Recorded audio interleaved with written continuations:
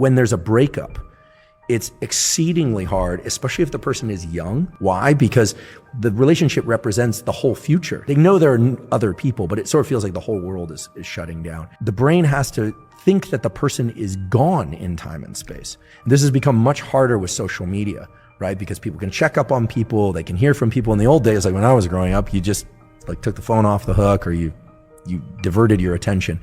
Now we are constantly renewing that the person is still there. And so love and the loss of love and the death grief are virtually identical. It's that motivational state. And this is why it's so hard to not reach out to somebody that you really miss and want back. I saw a study last week that had researchers asking participants to rate emotional and physical pain of a breakup. They found that women tend to be more negatively affected by breakups, reporting high levels of both physical and emotional pain. But while breakups hit women the hardest, they tended to recover more fully. Men, on the other hand, rarely fully recovered. I thought that was very interesting. I wasn't too sure what that meant. Yeah, it's interesting. It also rings true with my experience and my observations. This could relate to a number of things, and here I'm painting with a broad brush, right? How comfortable one is feeling their feelings, is male or female, is going to strongly dictate how quickly one moves through grief. This is the same thing as trauma. The more willing someone is to feel the full depth and intensity of the feelings that they associate with that trauma, the more quickly they're going to move through the trauma. Again, I'm lifting from Paul Conti's words, so these aren't mine, but people use a number of strategies. They use distraction. They use states like, they sublimate to things like anger and avoidance of various kinds in order to not feel the traumatic feelings or not feel the breakup. People will, try and self-soothe with alcohol or try and self-soothe with multiple new partners or whatever it happens to be. It doesn't work. It just extends it because this map of space, time, and closeness needs to be fractured. And the only way to do that is for the brain to have to confront the reality, which is that by breakup, they are no longer available. It's like the food on the other side of that wall is gone. It's just not there anymore. Or that the food that was accessible, now there's a wall in between and you will not get through it. And you can see this actually in animal studies that are kind of hard. They're actually very hard to watch. You'll see the animal perseverate, literally damage its own body trying to get through a barrier to something it's highly motivated to see. People do that post-breakup. They usually do that by talking to everybody about the breakup, which is its own form of perseverating on the motivation. What did I do? What did I do wrong? This and that. And some of that analysis is healthy. Some of it's not. Now, why would one group be, let's just say, effective at dealing with breakups? It's probably the ability to really feel the full intensity of how sad it is and be able to confront that. I think from a very early age, there's an ability that, at least I'm sure it transcends to women too, learning to pack down feelings, right?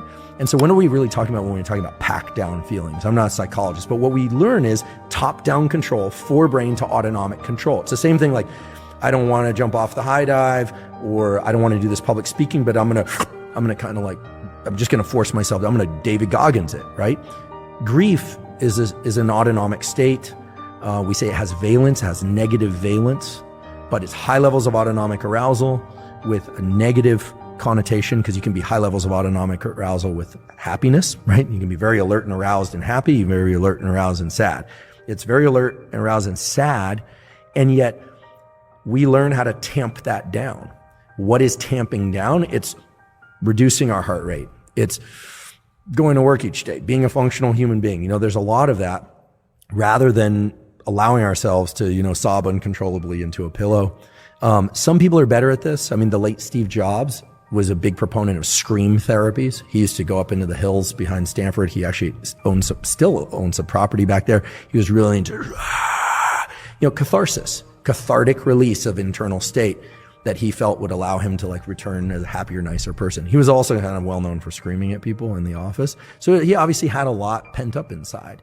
So I think the better that we can lean into the emotional states that we fear the most, but in a controlled way where we're not harming ourselves or other people, the better.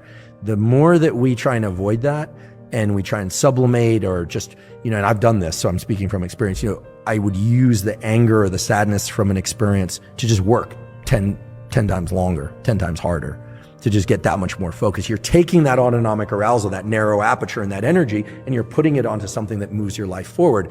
So in some cases that's good because you still need to function. but it can give you here I'll just say, it gave me the illusion that I was working through something because you get all the accoutrements and rewards of hard work. But what you don't do is remap that space-time closeness map. And then I guarantee you find yourself 5 or 10 years later wondering why you're so exhausted or why certain things in life aren't going well. And it's because when they say you haven't dealt with the loss, you never actually allowed yourself to feel the feelings. But once you do, it's like a valve, it releases.